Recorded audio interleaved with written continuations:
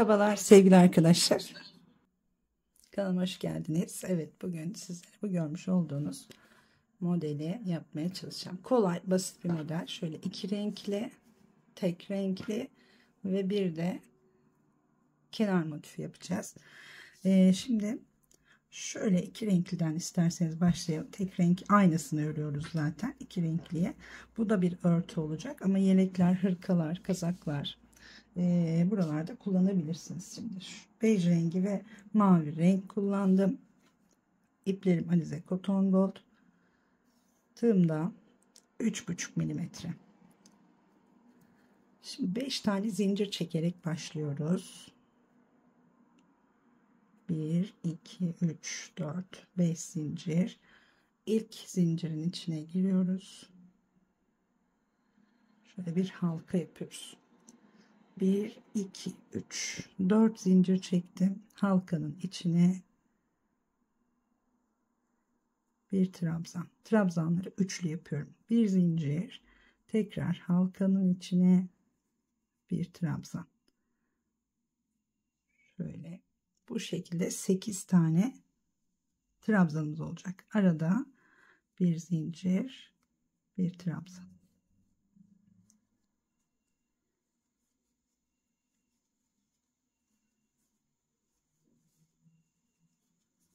Evet, 1 2 3 4 5 6, bir zincir, 7, bir zincir ve 8.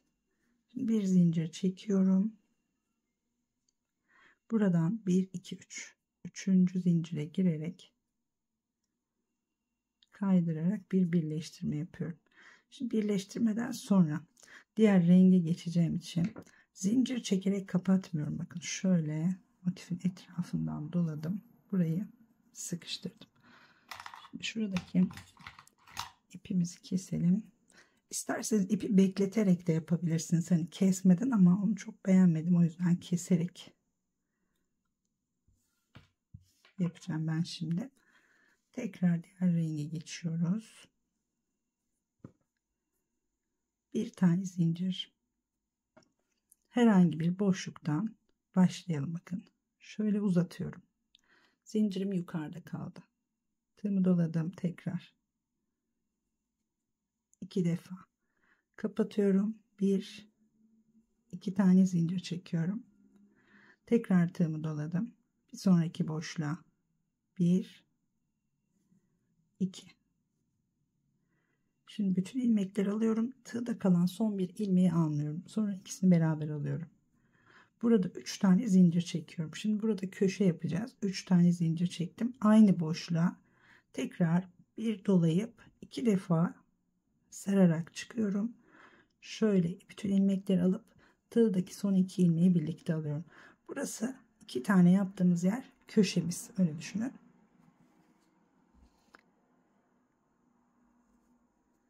Şimdi bir sonrakine geçtim. 1 2 kapatıyorum. Pardon, arada zincir çekmeyi unuttuk. Burada 2 tane zincir çekiyoruz. 1 2 kapatıyoruz. Son 2'yi beraber. Tekrar 2 zincir.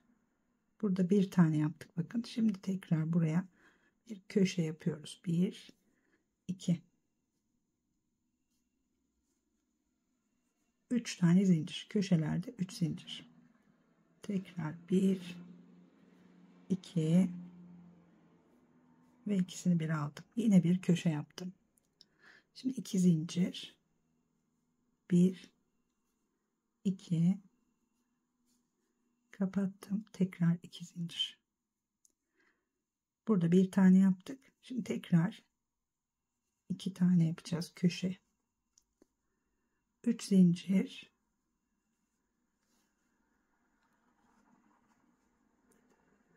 Bir tane daha. 1 2. Şimdi 2 zincir. Buraya bir tane dolgu diyelim. 2 zincir. Şu ipimizi şöyle yürütelim. Buraya bir tane köşe.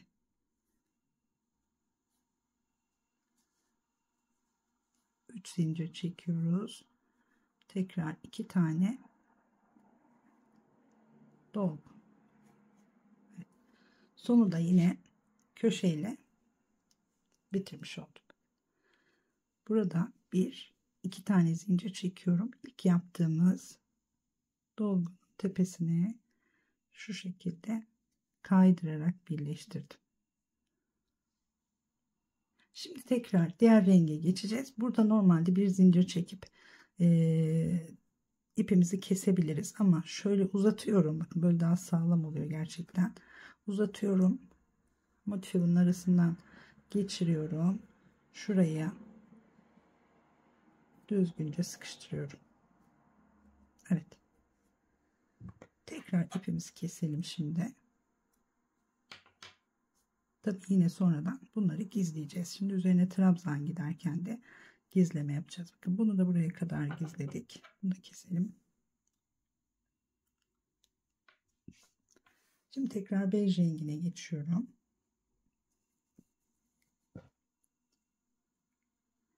Bir tane zincir çekelim. Tığımızı bir kez dolayalım. Evet, köşeden başlayalım. Bakın şu 2 tane yaptığımız yer. Buraya giriyoruz. Üçlü trabzan yapıyoruz. Tekrar 2 tane üçlü trabzan. 2 zincir. 2 tane üçlü trabzan. 1 ve 2. Tığımı doladım. Şimdi zincir yok artık. Dolgunun tepesine bir trabzan. Boşluğa 2 trabzan.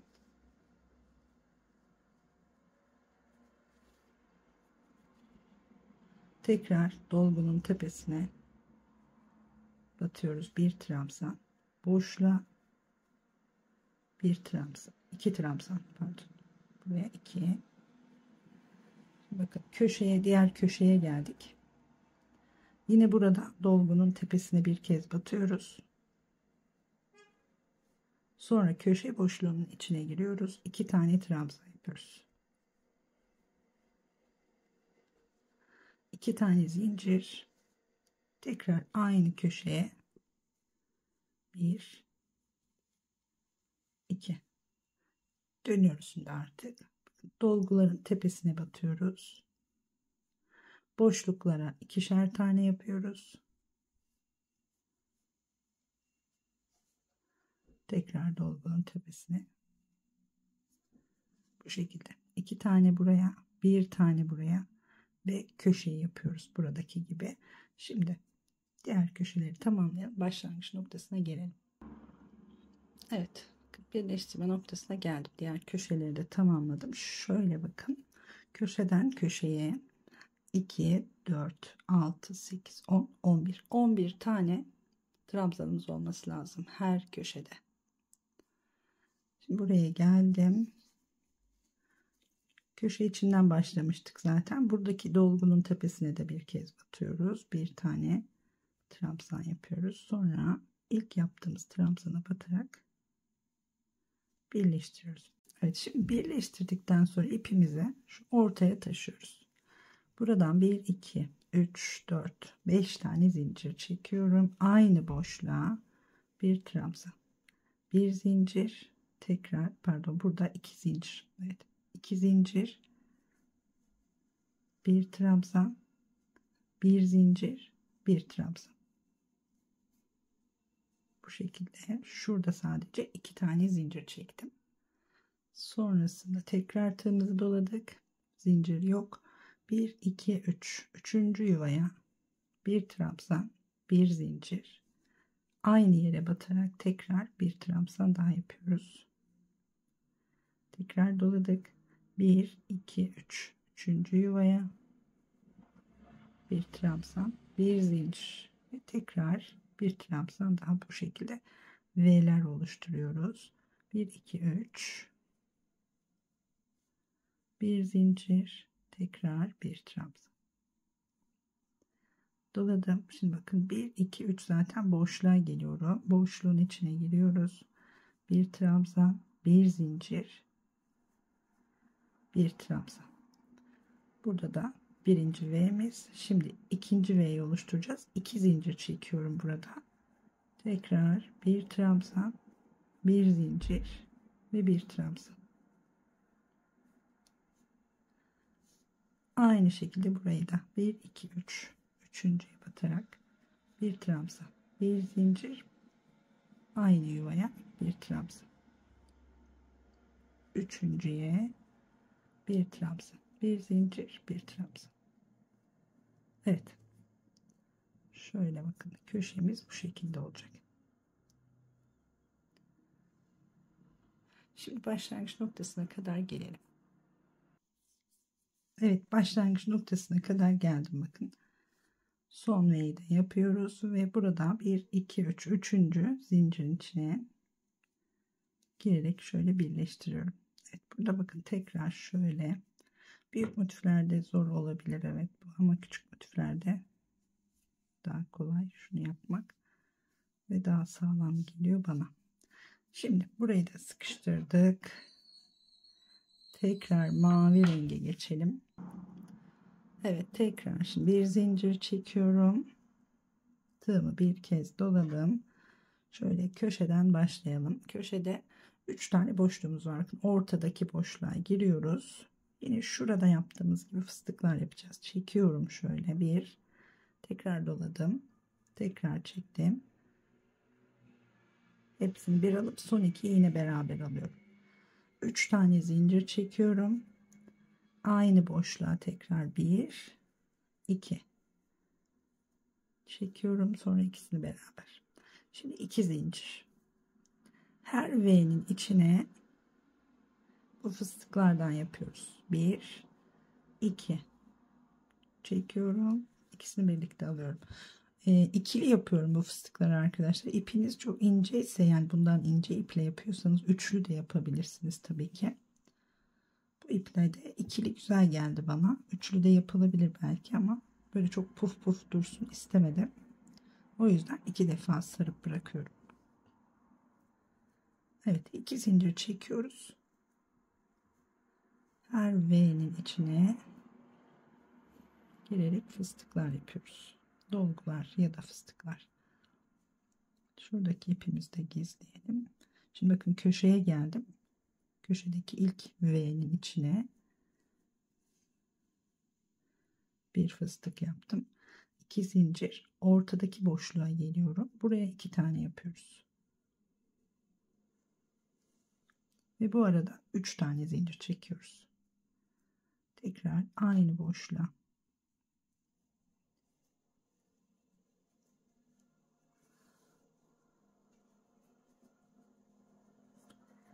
Yine 2 zincir. Bu tarafı dönüyoruz şimdi. Hemen yanındakine 1 2 2 zincir. Hemen yanındaki, şu aralara batmıyorum bakın, sadece buralara batıyoruz. 2 zincir. Bu şekilde devam ediyoruz bakın. Köşede hem kenardaki, yani ilk V'nin içine yapıyoruz. Ortadaki V'nin içine 2 tane yapıyoruz. Kenardaki V'ye 1 tane yapıyoruz. Bu şekilde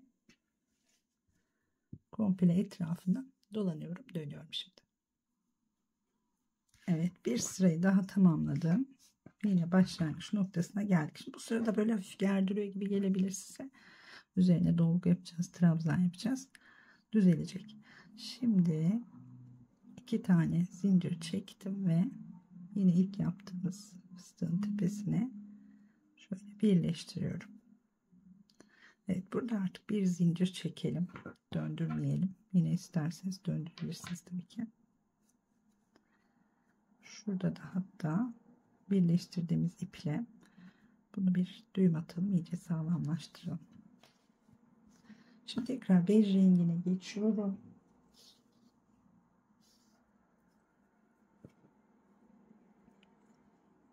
Bir zincir. Bir kez tığımı doladım. Şöyle tutalım. Köşeden başlayalım. Aynı burayı yaptığımız gibi köşeye 2 tane trabzan yapıyoruz. 2 tane zincir çekiyoruz. Tekrar aynı köşeye 1 2 ve her bir dolgunun tepesine de batarak yine devam ediyoruz. Şimdi boşluklara geldiğimizde 2 tane yapıyoruz. Pardon. 2 trabzan, bir tane de dolgunun tepesine batarak bir trabzan. Yine boşluğa 2 tane,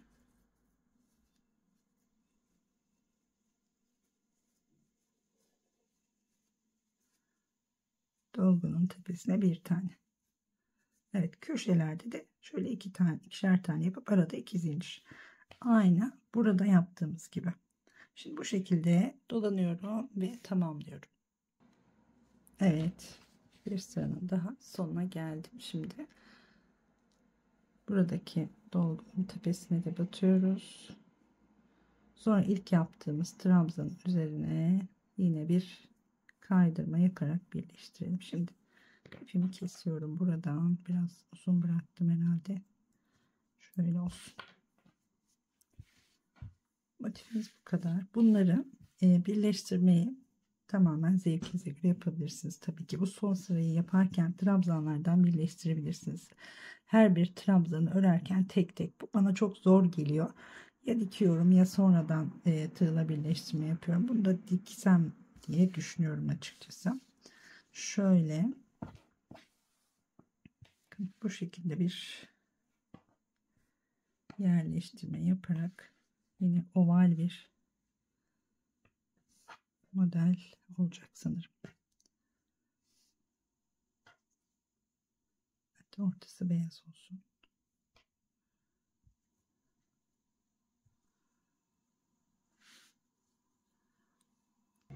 Evet, şimdi bunları kafanıza göre yerleştirip ister örtü, ister yelek, hırka, dediğim gibi birçok yerde kullanabilirsiniz. Şimdi ben şöyle bir önceki videomda da şey yapmıştım. Nerede o? Yine bakın kare motiflerle yapmıştım bunu. Görmeyen arkadaşlar varsa eğer, bakın karelerden 1 2 3 4 5 tane kare yapıp kenarlara da şöyle yarım motif yaparak bir yuvarlak elde ettim. Bir kenar oyasıyla beraber güzel oldu.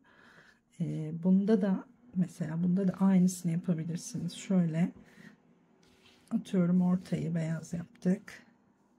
Şöyle yerleştirip şu köşelere de yine aynı şekilde bakın yarım motif yaparak yuvarlak yapabilirsiniz.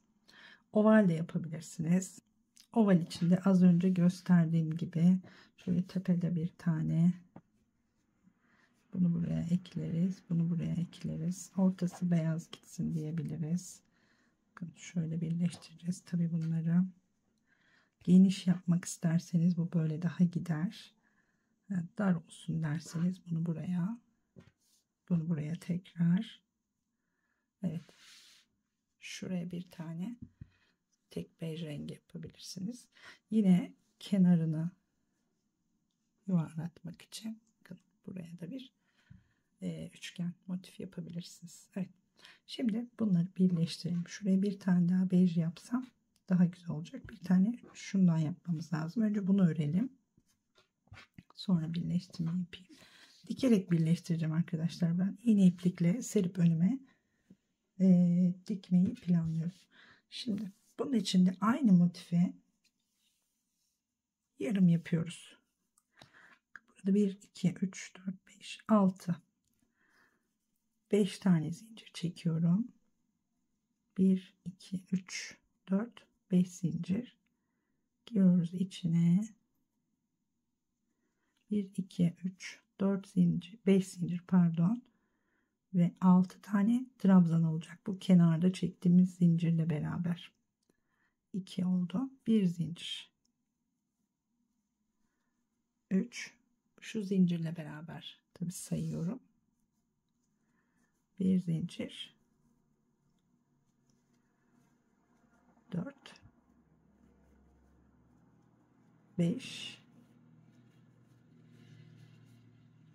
6 1 2 3 4 5 6. Şimdi buradan 1 2 3 4 tane zincir çekelim. Hemen ilk boşluğun içine yine mavi ile yaptığımı şimdi bej ile yapıyorum. Fıstıklar yapıyorum. 2 zincir, bir sonrakine tekrar bir fıstık, 2 zincir. Şimdi bir sonraki boşluğa 2 tane fıstık yapacağız. Burada 3 tane zincir çekiyoruz ve aynı yuvaya tekrar bir tane daha fıstık yapıyoruz.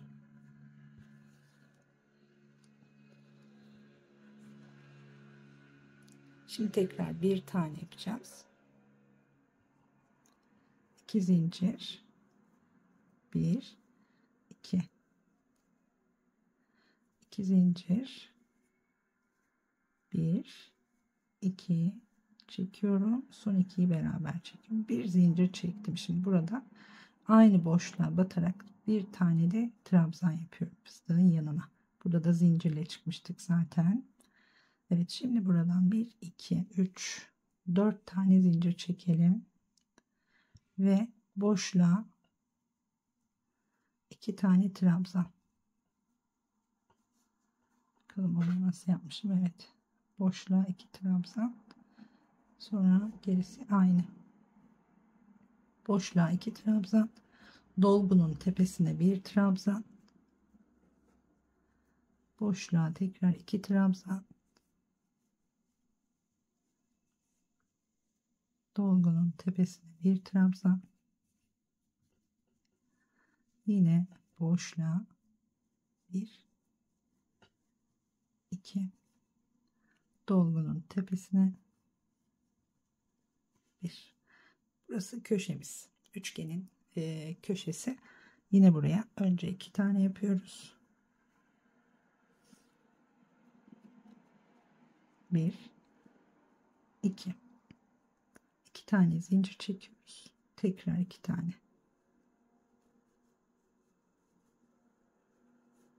Evet, şimdi yine dolgunun tepesine batıyorum.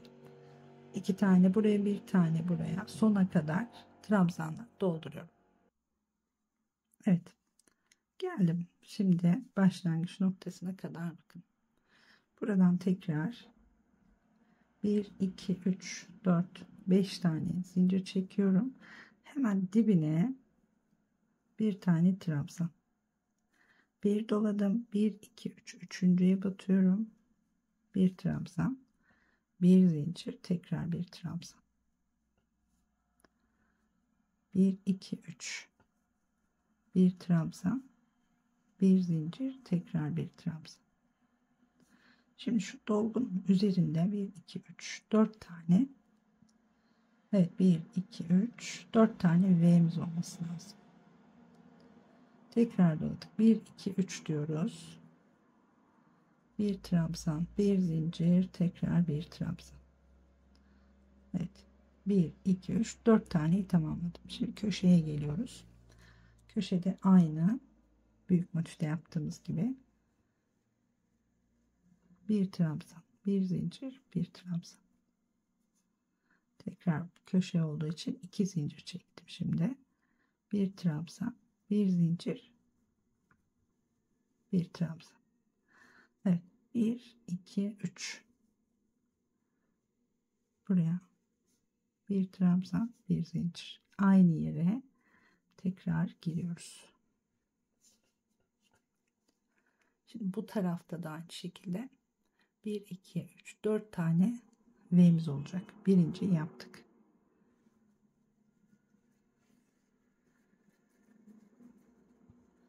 Bir zincir çekiyoruz, aynı yere tekrar batıyoruz. İkinci V'yi yaptık.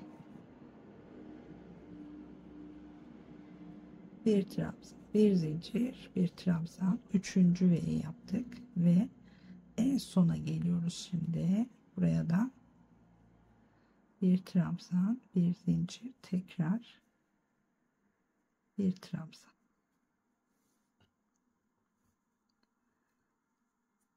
1 2 3 4 5 tane zincir çekelim.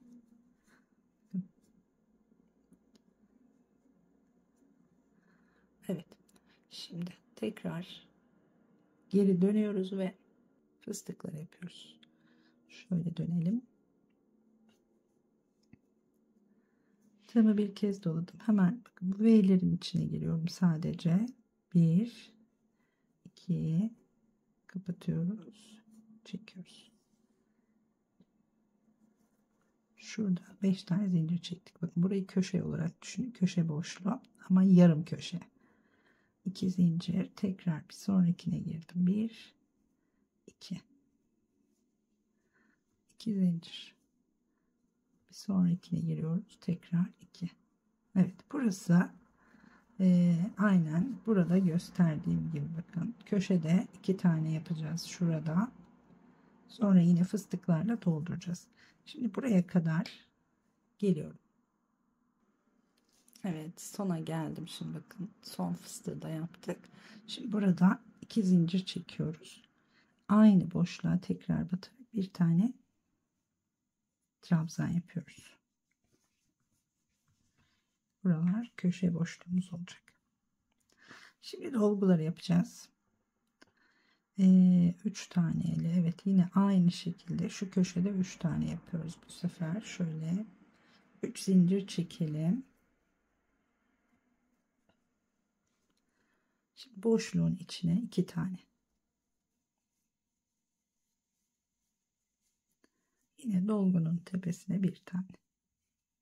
Evet, aynı şekilde diğer motifi yaptığımız gibi geliyoruz. Sadece köşede farklılık var. Bu köşede 2'şer tane yapıyorduk. Burada 3 tane yapacağız arkadaşlar. Şimdi buraya kadar geliyorum. Evet, köşeye geldim. Bakın 3 tane yaptım buraya. Şimdi yine 2 zincir çekiyoruz. Aynı boşluğa 3 tane daha yapıyoruz. 1 2 ve 3. Yine dolgunun tepesi boşlukların içine batarak bu köşemizi de tamamlıyoruz. Şimdi buraya kadar geliyorum.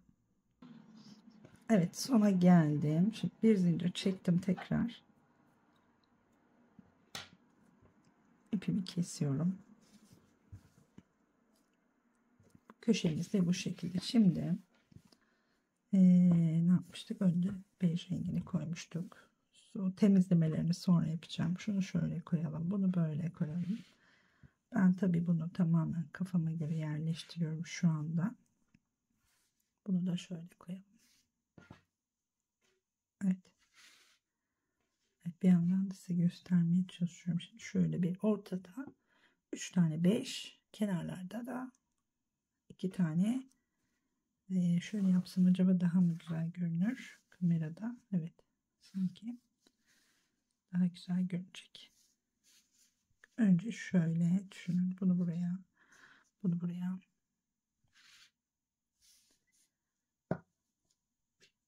Bunu buraya. Bunu da buraya. Evet, biraz daha kadrajı genişlettim. Masamın dağınıklığına bakmayın artık. Şöyle. Böyle birleştireceğim arkadaşlar. Bunu isterseniz buraya bakın geçirebilirsiniz. Şuradan göstereyim. Şurada daha iyi. Şöyle geçirebilirsiniz. Bir tane de buraya geçirebilirsiniz. Evet, işte size oval. Şimdi başlayalım. Şunları şöyle bir alalım. Önce şu ikisinden. Bej rengiyle, kendi rengiyle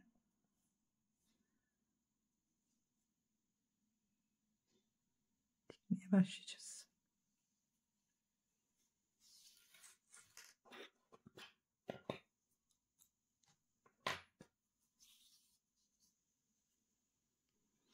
Evet, şu köşeden başlayalım. İğnemi şöyle alttan doğru geçireyim. Önce tam köşeden giriyorum. Düğüm atmadım. Burada biraz fazla bırakıp sonra trabzanların arasında gizleyeceğim. Şimdi şunları çekeyim, isterseniz tekrar dizeriz. Burayı da genişletelim. Buradan geçirdim. Buradan da alttan geçiriyorum. Evet.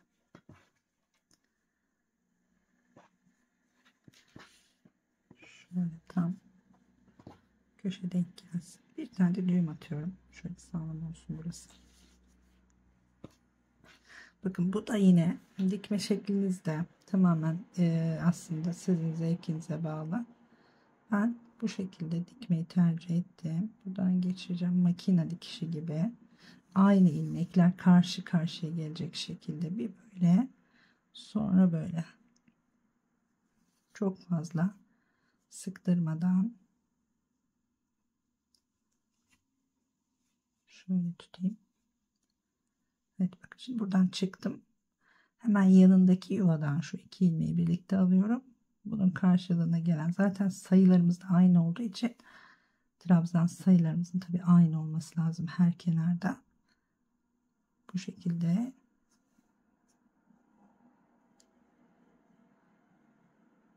böyle çok fazla sıkarak boğdurmuyorum. Birazcık ilerleyeyim göstereceğim. Şimdi bakın buradan çıktık hemen yanındakine giriyoruz. Sonra buradan tığımızı iğnemizi pardon tığ nedir geçiriyoruz. Bu iki tane buğday tanesi gibi görünen yer üstte olacak.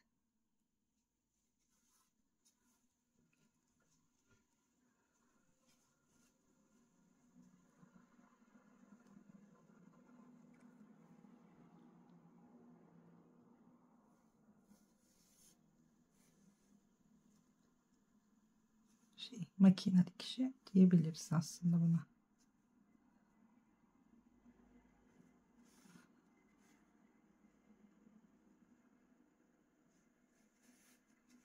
Bütün motifleri ekleyeceğimiz şekilde yan yana getiriyoruz. Böyle dikiyoruz. Evet şimdi bakalım isterseniz bakın. Şurada şöyle güzel bir doku oluşuyor bence tabi. Siz ne düşünürsünüz bilmiyorum. Bana yorumlarda yazarsanız sevinirim bu arada bu kenar işine. Arkası da bu şekilde. Evet.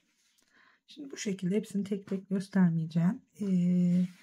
Dediğim gibi siz de dilediğiniz gibi yerleştirerek motifleri birleştirebilirsiniz.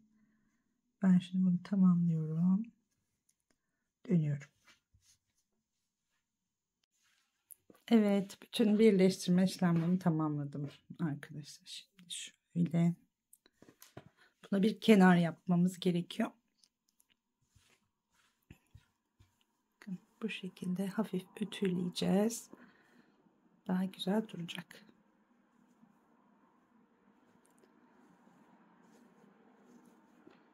Oval bir örtümüz oldu. Şimdi mavi renkle etrafına bir kenar gideceğim ama nasıl kenar gideceğim henüz karar veremedim. Böyle basit tek sırada yapabileceğim bir kenar olsun istiyorum.